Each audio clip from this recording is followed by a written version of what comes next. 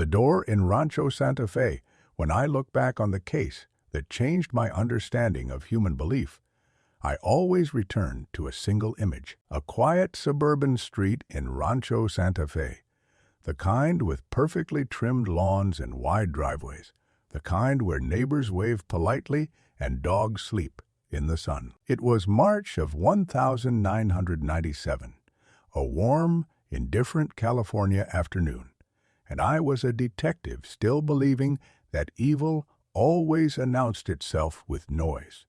But that day, evil was silent, or maybe silence had simply been mistaken for peace. The call that brought me there was almost mundane. A welfare check, an anonymous concern. Nothing in the voice on the phone hinted at the magnitude of what waited behind that front door. The deputies who arrived before me had already stepped inside, and when I crossed the threshold, the air felt wrong in a way that had nothing to do with smell or temperature. It felt staged, designed, as though every object in the house had agreed to participate in a script none of us had been invited to read. I remember the first room, the stillness, the symmetry. Bodies lying on neatly made beds, faces covered with purple cloths, hands positioned carefully, shoes aligned as if the dead were prepared for inspection. There was no chaos, no struggle, no sign that fear had erupted in the final moments. It was the calmness of the scene that chilled me more than anything else, a kind of order that felt rehearsed. In those early minutes, no one spoke much. Investigators are trained to maintain composure, but on that day, our silence was not professionalism. It was disbelief. 39 people, all dressed in nearly identical outfits, all arranged with unsettling uniformity, all dead. The only immediate certainty was that whatever had happened here had been voluntary, methodical, and deeply ideological. When we traced the names, when we pieced together their histories, and when the story began to unfold, I realized this was not a mass suicide in the way the public imagines such things. It was the final chapter of a belief system that had been building for decades. A system that promised transcendence. A system that asked its followers to see their bodies not as homes, but as vehicles waiting to be abandoned. A system created and sustained by two people whose influence reached far beyond what their quiet exterior lives suggested. Before I ever learned the name Heaven's Gate, I learned the name of the man who built its mythology. Marshall Herff Applewhite, a former music teacher with an expressive stare, a gentle voice, and a psychological gravity that seemed to pull in those who felt lost between religion and science, between spirituality and technology. He met Bonnie Nettles in 1972, a nurse who believed he had a divine role to play, and from that unlikely pairing grew a doctrine that fused Christianity, extraterrestrial salvation, apocalyptic prophecy, and the language of self-improvement movements of the 1970s. Their followers called them Do and To. Their teachings promised a path to the next level, a higher evolutionary state beyond human existence. As detectives, we sift through evidence. Letters, journals, bank records, emails, videotapes, computer files.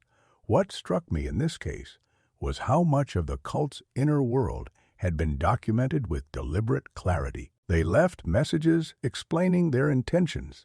They recorded farewell testimonies. They arranged their final days like a ritual. It was obvious that none of this was impulsive. It was a migration, orchestrated by belief. Applewhite and Nettles preached that Earth was a garden, but not a permanent one. Humanity, they said, was stuck in a primitive state, like larvae unaware of their own wings. To reach the next level, one had to shed the human condition entirely. This was not metaphor to them. It was instruction. When Nettles died in 1985, the contradictions in their theology should have shattered the movement. Instead, Applewhite reframed her death as proof that the next level existed, and the group tightened its structure in response. As years passed, their lifestyle grew more rigid. They cut ties with families. They lived communally, following strict rules about diet, work, sexuality, and obedience.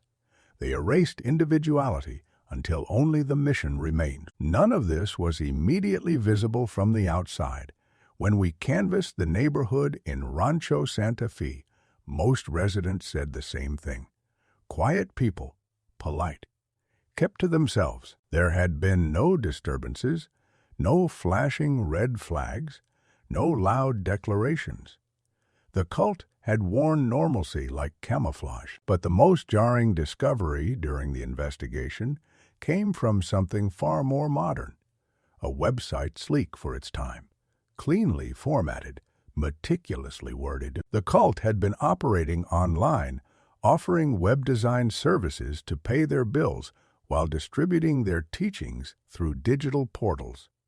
Their death was not only planned, it was advertised. A final update referred to the upcoming departure as a closing of the classroom, timed with the arrival of the Hale-Bopp comet. During the winter of 1997, rumors spread in fringe communities that an object, a spacecraft, an escort, a companion, trailed behind the comet. Astronomers refuted this immediately, but the cult was not looking for scientific confirmation. They were looking for a sign, and the rumor became the sign they needed. Applewhite declared that the spacecraft was the next-level vehicle and that the comet's passing was the scheduled moment for their ascension. The stage had been set. The followers were ready. Understanding why people join such movements requires abandoning the idea that only the weak or vulnerable are susceptible. Among the 39 were programmers, nurses, business managers, teachers, people who once had stable lives, people whose disappearance from society had been gradual, quiet, and unnoticed. Cults do not recruit with threats. They recruit with purpose, with belonging, with the promise of clarity in a world that often feels painfully ambiguous. Working through the evidence, I saw the emotional arc that had carried these individuals toward the end. Their writings expressed excitement, relief, even joy. They believed they were graduating. They believed they were returning home. The tragedy was not only that they died, but that their deaths had been reframed as liberation. In the first days of the investigation, the national media swarmed the scene. Satellites lined the streets. Reporters camped outside the house. The world treated the story as a bizarre anomaly. A strange cult with strange beliefs, a spectacle. But inside that house, the atmosphere was nothing like the circus outside. It was suffocating, heavy with the emotional residue of devotion, fear, longing, and manipulation. As I walked through the rooms, I found small remnants that served as reminders that these had been real lives. Half-finished notebooks, labeled storage bins, folded laundry, personal items arranged with meticulous care as though preparing for a journey they expected to continue after death. The contrast between the ordinariness of those belongings and the enormity of their final act made the scene more haunting than any violent crime I had encountered. What unsettled me most was the absence of resistance. 39 individuals, and not one of them turned back in fear during the final hours. That requires a level of psychological surrender that is difficult to comprehend unless you understand the power of a closed belief system. When a group agrees on one truth and rejects all others, their world becomes airtight. Doubt has nowhere to enter. Reality becomes negotiable. By the end of the first week, the case had transitioned from emergency response to deep investigation. We interviewed former members who had left the group years earlier. Some had escaped with guilt heavy on their conscience. Some had nearly joined the final departure. All of them described a slow erosion of identity, a lifestyle in which each rule removed one more layer of autonomy until the ability to challenge Applewhite's authority simply dissolved. He was not a violent tyrant. He was calm, measured, reassuring. His followers saw him as a guide, and that perhaps made him more dangerous. When I reviewed the final videos the group recorded, I felt a kind of dissonance. The members appeared cheerful, almost glowing. They spoke about shedding their bodies with excitement, like people discussing a long-awaited vacation. What had started as a fringe spiritual quest had transformed into a total psychological merger with Applewhite's vision. They no longer belonged to themselves. The more I studied the case, the more I saw that the tragedy was not born in the final week. It had been in motion for decades. It evolved slowly, silently, like a tide that rises so gradually no one notices until the water reaches their chin. Heaven's Gate was not a spontaneous delusion. It was an engineered worldview, the long road to disappearance. When people talk about Heaven's Gate, they often start with the end, because the end is loud, shocking, impossible to ignore. But if you ask a detective, if you ask anyone who has spent years watching how humans slip away from their own lives, you will hear a different answer. The end is never the beginning. The end is only the moment when the world finally notices that something has gone wrong. For Heaven's Gate, the real story begins in the slow, nearly invisible erosion that happened long before 39 people lay still in a California mansion. It begins in the quiet disappearances that no one stopped.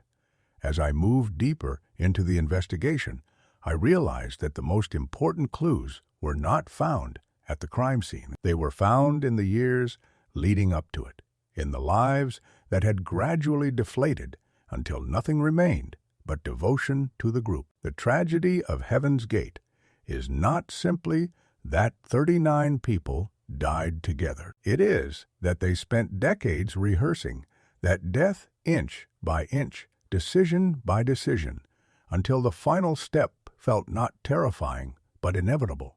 I spent weeks interviewing former members. Some had left months before the end. Some had escaped years earlier. Some had been born into normal families, with bright futures, with talents that could have carried them anywhere. Yet each of them told me a version of the same story. They didn't join a cult. They joined a conversation. They joined a sense of purpose. They joined because the world outside felt too chaotic, too unpredictable, too uncertain. They joined because someone promised them a map. That was the genius of Applewhite and Nettles. They didn't recruit followers with threats or hellfire. They recruited them with certainty. They offered a beautifully structured universe in which every question had an answer and every pain had a reason.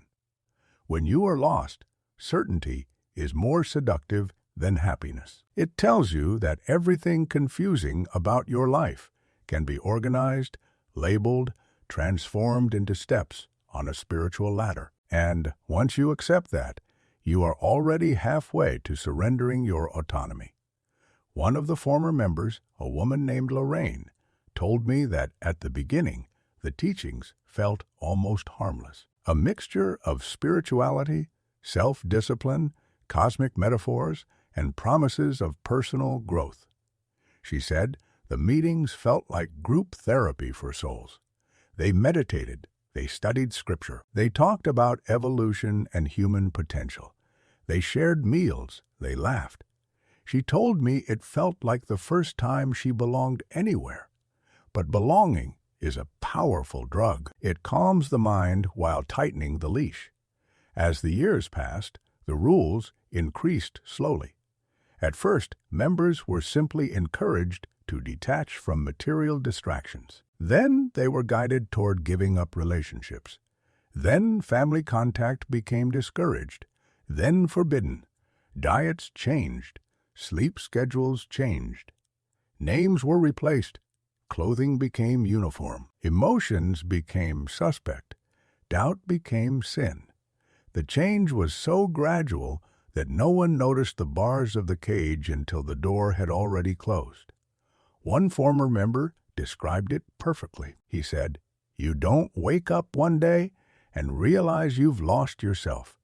You wake up one day and realize there's no version of you left to lose." As detectives, we tend to focus on the catastrophic moments because they leave tangible evidence. But in the case of Heaven's Gate, the most damaging events occurred in the spaces no one recorded, the small choices that slowly detached people from their lives. A woman who stops calling her parents because the group says attachments are distractions.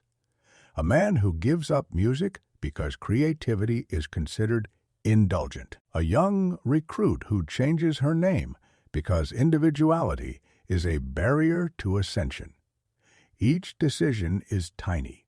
Each decision feels like progress toward enlightenment. Each decision is actually a step away from the world. The group perfected something I came to call identity erosion, not by violence, not by fear, but by reframing reality. If you can convince someone that their thoughts are flawed, that their instincts are traps, that their emotions are obstacles, then you have convinced them to rely entirely on you for truth. You have taken ownership of the only compass they have. Heaven's Gate excelled at this. They replaced intuition with doctrine. They replaced human bonds with group loyalty. They replaced ambition with obedience. They replaced personal dreams with a collective fantasy. When individuals no longer trust themselves, the chain that binds them does not need to be locked. It becomes voluntary. The more I spoke with survivors, the more I recognized that Heaven's Gate did not recruit broken people. They created brokenness by promising to fix it. Applewhite had an uncanny ability to sense insecurity and reshape it into a calling. He turned fear into destiny. He turned loneliness into belonging. He turned vulnerability into discipleship. And he did it with a voice so calm that it never seemed dangerous. I spent many nights reviewing recordings of Applewhite. His speeches were not fiery or aggressive.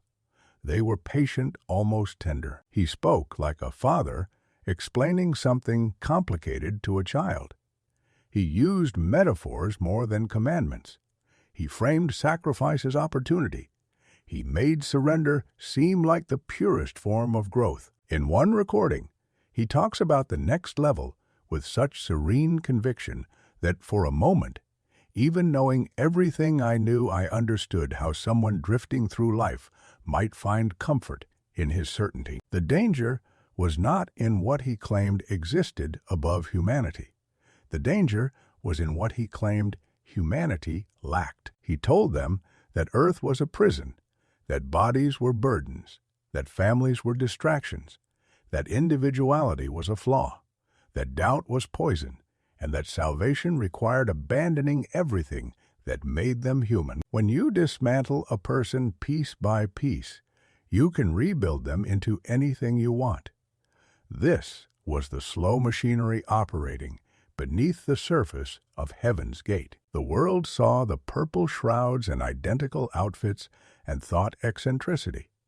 But those were only the final uniforms of an identity that had been stripped raw long before death came. During the second month of our investigation, we received a box of letters from families who had lost loved ones to the group. They described their sons, daughters, brothers, sisters, people who once had hobbies, relationships, ambitions. One letter from a mother described her daughter as a bright star dimmed slowly until she no longer recognized her own light. Another letter from a father said he had watched his son vanish, not in an instant, but in pieces. It struck me that the families were grieving two losses, the person who had died and the version of that person who had disappeared long before.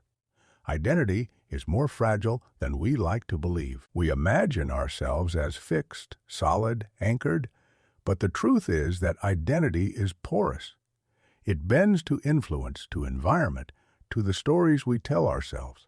Heaven's Gate understood this deeply. They created a narrative so consuming that members began living inside it until reality outside the group felt unreal. This phenomenon became most evident when we studied the final months before the mass suicide. The group had moved into the Rancho Santa Fe mansion, living with increasing isolation. Their writings became more urgent, more absolute. Applewhite's tone shifted from guidance to inevitability. The Hale-Bopp comet became a symbol of closure. The group began filming farewell videos. They referred to Earth as a place they had outgrown. Like a childhood home, they were ready to leave behind. What fascinated me was how ordinary life remained inside the house, even as the group prepared for death. They cooked meals, they cleaned, they watched television. They worked on web design projects. They folded laundry. They laughed together. Their final days did not look like the countdown to a tragedy. They looked like the routine of a family preparing for a trip. The juxtaposition haunted me. How could people live so normally while planning something so final? The answer, I realized, was that for them, this was not an ending. It was a graduation. It was the culmination of everything they had been working toward for decades. They believed they were about to step into a new world. And belief, once fortified by community, is the most powerful architect of reality. One night, while reviewing the documents in my office, I found a line written by one of the members in a farewell note. It read, "I am not leaving life. I am leaving limitation." That line stayed with me for months because it captured the essence of what Heaven's Gate had done. They had convinced their members that humanity itself was a form of imprisonment, that everything painful about human experience, loneliness, failure, desire, doubt was not part of growth but evidence that they did not belong here. If you can convince someone they do not belong in the human world, then you can convince them to leave it. The final year, when belief becomes momentum, by the time I reached the third month of the investigation, I had begun to understand something that disturbed me more than anything found inside that Rancho Santa Fe mansion. Heaven's Gate did not sprint toward its end. It drifted there, slowly at first, then faster, then all at once. The final year of the group was not a chaotic descent, but a tightening spiral. The closer they came to the end, the more their inner world condensed into something airtight. Belief became momentum, and momentum became inevitability. When I reconstructed the final 12 months of their lives, reviewing journals, recorded lessons, financial transactions, and the testimony of former members, a pattern emerged. The group had begun to view the world in terms of expiration. They believed Earth was reaching the end of its usefulness. They believed their bodies were reaching the end of their relevance. They believed humanity was reaching the end of its cycle. And like all endings in their doctrine, these were not tragedies but signals. It started subtly. Their writings from early in the year showed a shift in tone. They spoke less about preparation and more about readiness, less about discipline and more about completion, less about learning and more about departing. Applewhite's language shifted as well. His metaphors of growth evolved into metaphors of release. He spoke of leaving like one speaks of shedding a skin that had grown too tight. The group's collective voice took on the tone of travelers packing for a long-awaited trip. One detail haunted me. Their calendars were meticulously marked with tasks, but the type of tasks had changed. Instead of lessons, they scheduled closings. Instead of group discussions, they scheduled alignments. Instead of outreach, they scheduled wrap-ups. Their final months read like a checklist for an organization winding down operations, not a spiritual community. Yet beneath this administrative tone was a growing sense of destiny. Former members who had interacted with the group during its last year described a feeling of emotional acceleration. One said, "Conversations became narrower. Everything led back to the same idea that completion was near." Another said, "It felt like we were in the last pages of a book Applewhite had been writing for years." That metaphor stuck with me. The last pages of a book. A place where all plot lines converge. A place where nothing new is introduced.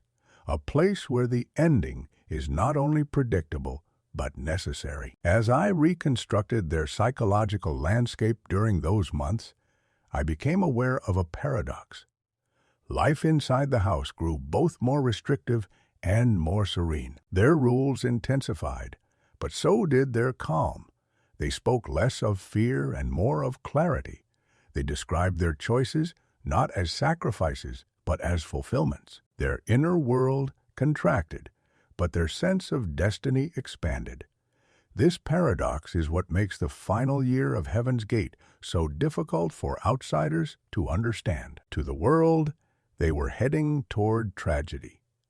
But inside the group, they believed they were heading home. One former member, who had left only months before the suicide, told me something that became central to my understanding of the case. He said, "I didn't leave because I stopped believing. I left because I realized belief had replaced everything else." When I asked him what he meant, he said, "Inside the group, belief became the air. And if you breathed that air long enough, you forgot there was any other kind." This was the essence of the final year. A closed ecosystem of thought. A world in which dissent was unnecessary because doubt itself had died. When the Hale-Bopp comet was first mentioned, the group did not react with excitement or fear. They reacted with recognition. They had been waiting for a sign for decades, and any sign would have done.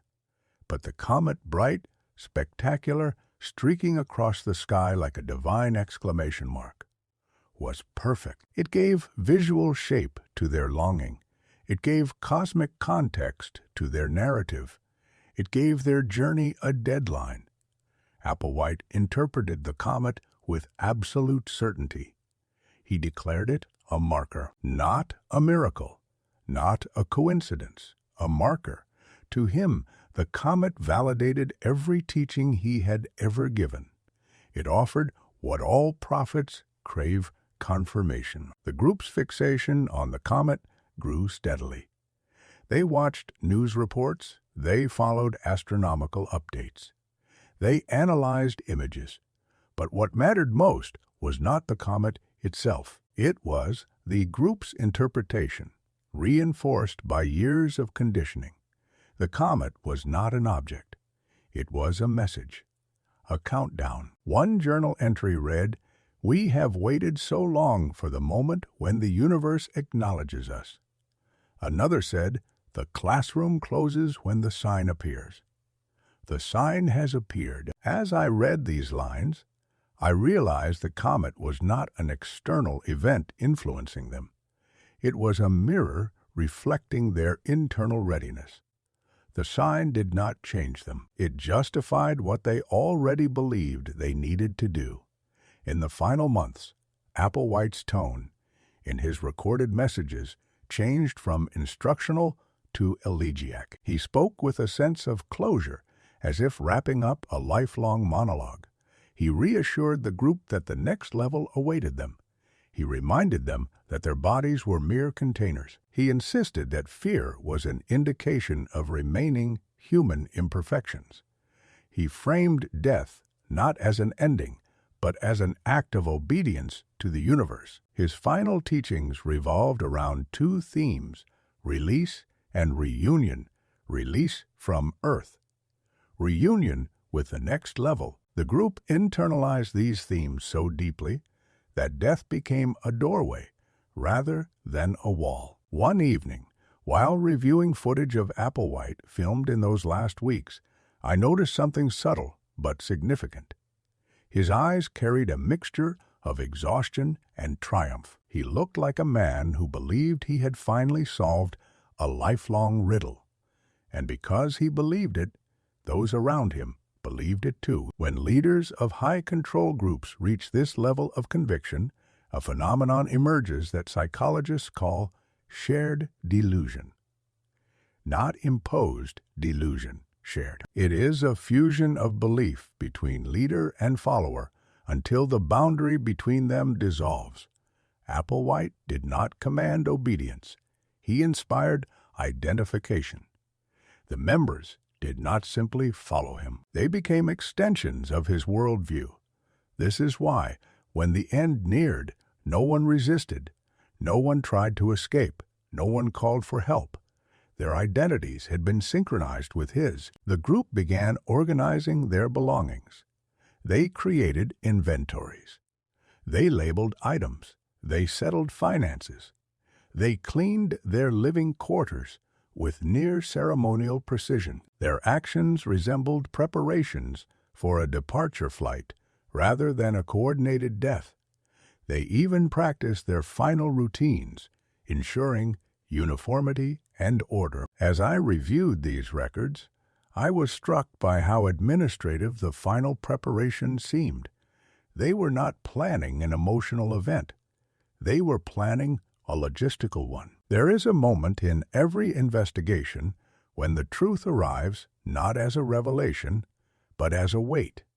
For me, that moment came when I read a note left by one of the members. It said, "We are not dying. We are evacuating." The word evacuating hit me harder than anything I had read before. It implied danger, escape, urgency.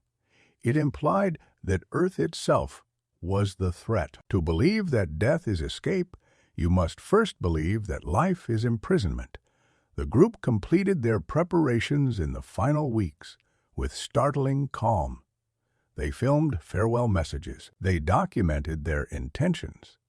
They expressed gratitude, relief, and anticipation. Not sorrow, not fear. Anticipation. As an investigator, I am trained to look for coercion, to search for signs of force, manipulation, intimidation. But the tragedy of Heaven's Gate was that coercion had long ago been replaced by devotion. In the last days of the group, the outside world disappeared entirely from their worldview. They closed themselves off from media except for comet updates. They spoke only of the next level. They reinforced each other's certainty in endless loops. They became a closed circuit. And closed circuits generate their own heat. The details of their final act, the method, the sequence, the timeline, are not the heart of this investigation. The heart lies in understanding how 39 individuals reached a point where the only logical next step was the one that ended their lives. Their final year was not about death. It was about culmination, completion, fulfillment of a narrative that had been decades in the making. The last week, a house quieting itself. There comes a point in every investigation when the story stops expanding and begins collapsing inward. Threads that once stretched across decades tighten into a single knot, a single place, a single sequence of decisions. For Heaven's Gate, that knot was the final week in the Rancho Santa Fe mansion. When I reconstructed those 7 days, piece by piece, hour by hour, I found myself staring into a kind of silence I had never encountered before. It was not the silence of fear. It was the silence of completion. The last week did not begin with urgency. It began with routine. The members woke, cleaned, cooked, checked their assignments, and organized their tasks with the precision of people preparing for an event that was not catastrophe, but ceremony. Their journals showed no tremor, no hesitation, no questions. Instead, they recorded gratitude, anticipation, and an almost childlike calm. The world outside might have seen chaos approaching, but inside the house, the atmosphere tightened into a fragile, reverent stillness. On Monday morning, according to timestamps on their home videos, Applewhite gathered the group in the living room. Furniture had been pushed back to create space. The blinds were drawn, and soft indoor lighting made the room feel insulated from the outside world. Applewhite did not raise his voice. He spoke with a tenderness that carried more finality than any command. In the recordings, he told them, the time had come to leave their vehicles, reminding them that their bodies were temporary garments. The members nodded with an ease that still unsettles me today. There was no shock, no surprise. This was a message they had been waiting to hear. What struck me most was how ordinary everything looked. A few members sat cross-legged on carpet that needed vacuuming. Someone held a notebook decorated with stickers like a teenager might use. Another wore a sweater with tiny embroidered stars. The scene looked like a casual meeting, not the prologue to a mass departure from life. After the meeting, they returned to their routines. They cooked lunch. They washed dishes. They completed chores with a serenity that defied comprehension. They were not preparing to die. They were preparing to depart. That afternoon, several members recorded farewell videos. I watched these videos many times during the investigation, and each time they left a different imprint. Some members smiled brightly, speaking about how grateful they were to have found the group. Others spoke with calm assurance, as though discussing an upcoming graduation ceremony. A few laughed gently as they expressed excitement about joining those who had already gone ahead. It was painful to watch, not because of fear or trembling, but because of the absence of it. They looked fulfilled. On Tuesday, they finalized personal belongings. They labeled items. They organized drawers. They packed away paperwork that had no place in their next existence. Their movements were gentle, almost ceremonial. In photographs taken after the discovery, the neatness of their labeled bins stood out to me more than anything else. The desire to leave order behind is a deeply human instinct, even in moments when humanity is being surrendered.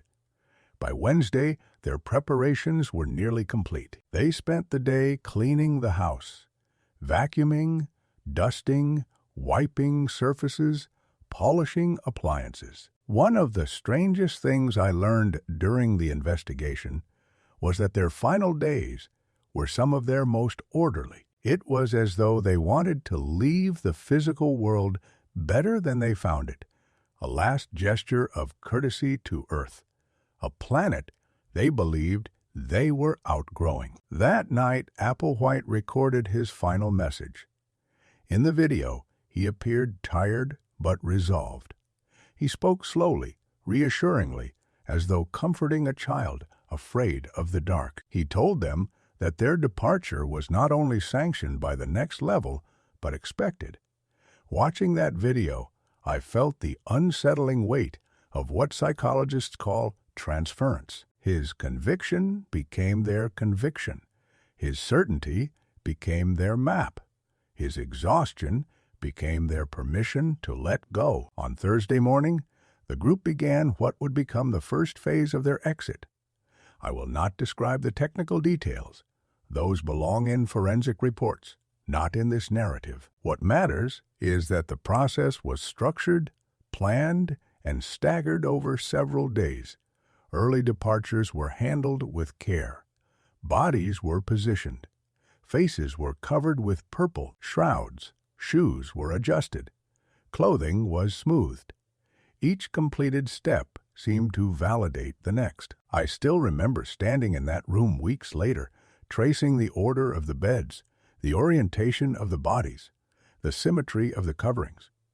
It was like walking through a ritual frozen in time. Throughout Thursday and Friday, the remaining members continued the sequence.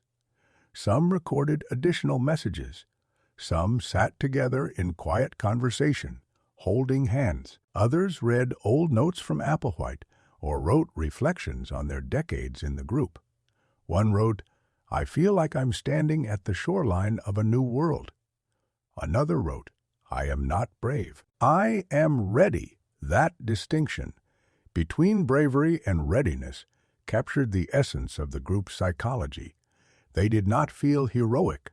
They felt complete. On Saturday, the final preparations unfolded. Members folded their uniforms neatly. They brushed their hair. They helped one another adjust their collars. Some embraced gently, nodding in shared understanding. Several of the videos show them joking softly, smiling with a peacefulness that still feels surreal in retrospect. The human spirit can adapt to anything, even its own erasure. At some point in those last 48 hours, Applewhite withdrew from the center of the group. This was one of the most significant discoveries in the investigation. In many cults, the leader demands visibility until the final moment. But Applewhite, whether due to exhaustion, certainty, or a belief that his work was finished, stepped back. His followers no longer needed guidance. They were operating not on instruction, but on momentum. The belief machine he had built ran without him. This was the moment I realized something crucial. The tragedy of Heaven's Gate was not only that they believed Applewhite, it was that they believed each other. Each member reinforced the certainty of the others. Each farewell message became evidence. Each quiet smile became validation. Each act of preparation became affirmation. Doubt cannot survive in a room where everyone else is certain. By Sunday, the group had crossed an invisible threshold. There were no more preparations left to complete, no more tasks, no more checklists. Only the final sequence remained. The investigators who arrived after the fact would later walk into a house that looked impossibly peaceful. Beds made, shoes aligned, drapes neatly drawn, personal belongings stored carefully in labeled boxes. The house did not look abandoned. It looked resolved. As I reconstructed those final days, what disturbed me most was not the method but the meaning. Heaven's Gate did not die in panic. They died in formation. Their final act was not an explosion of despair, but a choreography of conviction. In one final journal entry found on a bedside table, a member wrote, "We leave this place the way we lived in it, together, orderly, and certain." That line, more than any forensic report or psychological analysis, captured the truth of the final week. They had not simply chosen their fate. They had rehearsed it. Aftermath, the echo that would not fade. In every major case, there is a moment usually quiet, usually unexpected, when the investigation ends, but the story refuses to let you go. For Heaven's Gate, that moment came long after the bodies had been removed from the Rancho Santa Fe mansion, long after the cameras had left, long after the headlines had begun to fade. It came in the stillness that followed, a stillness heavy with questions that had no easy answers, a stillness that felt less like silence and more like a lingering echo. I remember the morning we cleared the last of the evidence from the property. The house, once filled with ritual precision, looked strangely hollow. Sunlight filtered through the blinds, illuminating specks of dust suspended in the air. The beds were bare now. The neatly arranged shoes had been taken away. The labels on the boxes had been cataloged and removed, but despite the emptiness, the place felt inhabited by something intangible, a residue, a memory, a lesson carved into the architecture of the rooms. As I stepped outside, the quiet suburban street looked unchanged, as though nothing extraordinary had happened at all. Joggers passed by. Someone watered their garden. A dog barked in the distance. Normalcy resumed its dominance, as it always does. But for anyone who had been inside the house, normalcy felt like a fragile illusion. The media frenzy that followed was immediate and relentless. News vans lined the street. Reporters shouted questions at anyone wearing a badge. The world wanted explanations, simple ones, sensational ones, ones that could fit neatly into headlines. But there was nothing simple about Heaven's Gate.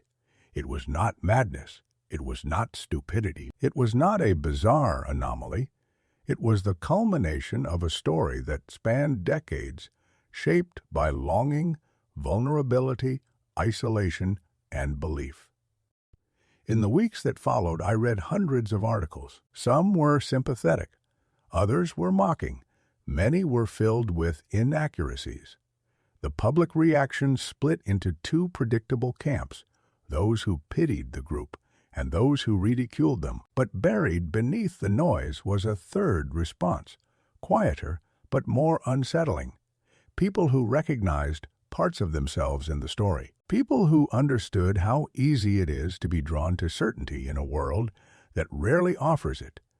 During this period, former members reached out to law enforcement, journalists, and researchers. Some wanted to share what they had witnessed. Others wanted closure, but many carried guilt, the heavy, suffocating kind. They believed they should have stopped the group. They believed they should have warned someone. They believed that leaving meant abandoning loved ones to a fate they had once shared. I listened to their stories, and each one added a new layer to the tragedy. They had not escaped unscathed. They had escaped with scars. One former member told me that he had tried, years earlier, to warn authorities. Not about violence, because there was none. Not about criminal activity, because there was none. He had simply felt that the group was drifting toward something irreversible, but without evidence of abuse or coercion, there was nothing anyone could legally do. This was perhaps the most haunting aspect of the entire case. Heaven's Gate operated within the boundaries of the law. They paid rent. They paid bills. They harmed no one outside their circle. Their danger was ideological, not criminal. And in the legal system, ideology is not a crime. Families of the victims were left in a purgatory of grief. They mourned the dead, but they also mourned the years lost before death arrived. Many had sensed their loved ones slipping away long before the final week. They wrote letters, made calls, begged for visits. They watched as their children, siblings, or partners became more distant, more indoctrinated, more unreachable. When the news broke, grief mixed with shock, and shock mixed with a pain that had no language. I met several of these families during the aftermath. Some were angry, some were broken, some wanted answers I could not give. The most heartbreaking conversations were with parents who said they no longer recognized the person they lost, not because of the death, but because of the transformation that had happened years before it. One father looked at me and said, "How do you grieve someone you lost twice?" I had no answer. As the investigation closed, the broader world rushed to package the tragedy into something consumable. Documentaries were made. Books were written. Late-night hosts made jokes. People wore parody T-shirts. The purple shrouds and identical sneakers became macabre symbols in pop culture. And though I understood the human instinct to make sense of fear through humor, I felt a growing unease. Because mockery is a form of distance, it allows us to believe we are nothing like the people who died in that house. But we are. At least we share the vulnerabilities that made them susceptible, the desire for belonging, the search for purpose, the fear of insignificance, the longing for certainty in a world that rarely provides it. Heaven's Gate did not prey on weakness. It preyed on humanity.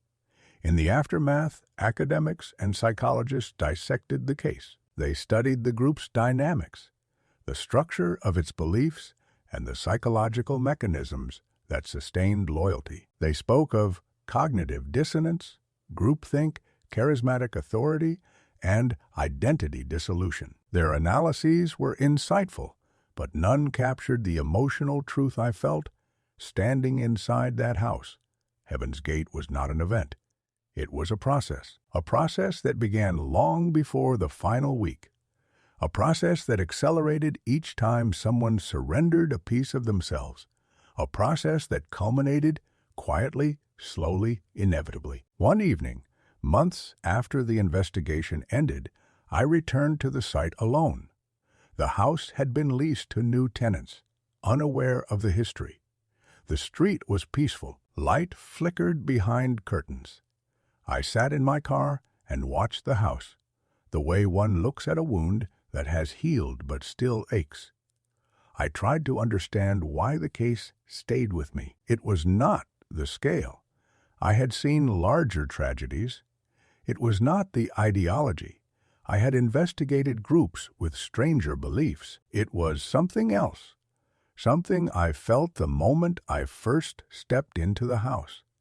A sense that the line between ordinary life and extraordinary surrender is thinner than we like to admit. Heaven's Gate revealed an uncomfortable truth. People do not fall into extremity all at once.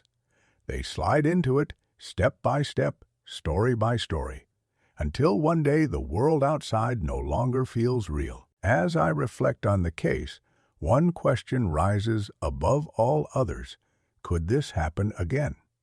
The answer is yes, not in the same form, not with the same symbols, but wherever there is loneliness, wherever there is longing, wherever there are people seeking meaning in the cracks of their lives, there is room for a new story to take hold. And stories, when repeated often enough, become systems. Systems, when believed deeply enough, become worlds. Worlds, when closed tightly enough, become traps. In the final pages of the detective's report, I wrote something I did not intend to share publicly, but I will share it here, because it belongs to the truth of the case. I wrote, Heaven's Gate is not about what they believed. It is about what they needed.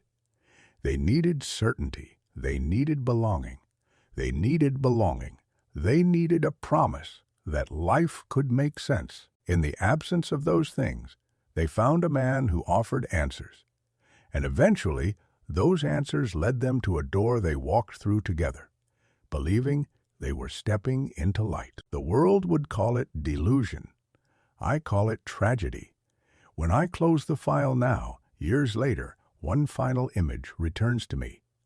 A line from a farewell note found in the house. It said, "We are not alone. We simply went ahead.